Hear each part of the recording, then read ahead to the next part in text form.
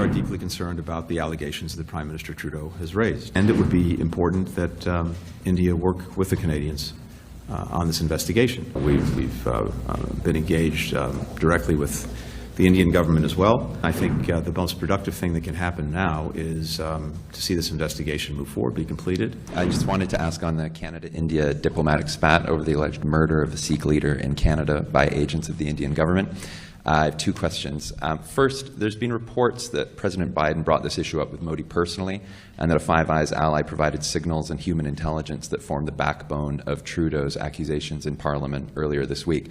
I'm just wondering, can you tell us anything more about U.S. engagement with Canada on this issue and ongoing U.S. engagement with India? As people have said, spokespeople from the NSC have said, is ongoing.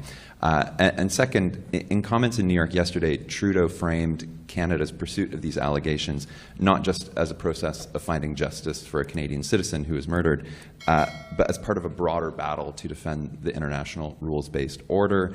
And I'm just wondering, India is obviously a growing strategic partner of the U.S. How do these allegations square with India's desire to play an increasingly prominent role on the world stage? And if these allegations turn out to be true, doesn't that undermine the U.S. vision of India as a pillar of democratic values that can help counterbalance China in Asia? Thanks.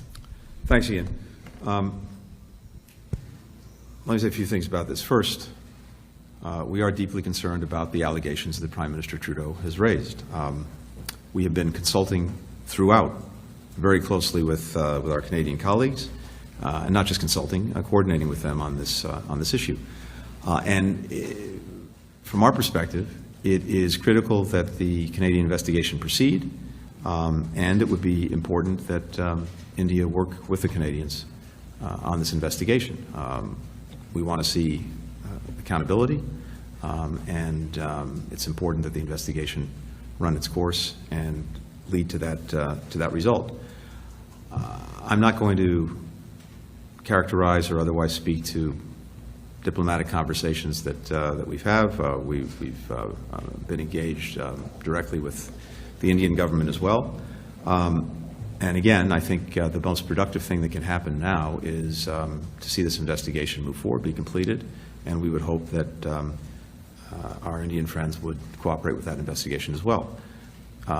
More broadly, and you've heard me speak to this, we are extremely vigilant about any instances of alleged transnational repression, something we take very, very seriously.